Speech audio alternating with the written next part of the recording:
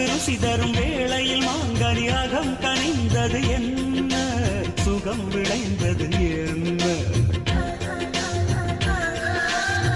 பெண்மை கொண்ட கண்மணி உன்னை கண்டதும் இரு கண்ணில் வெண்ணிலா அவள் கொண்டு வந்தாள்.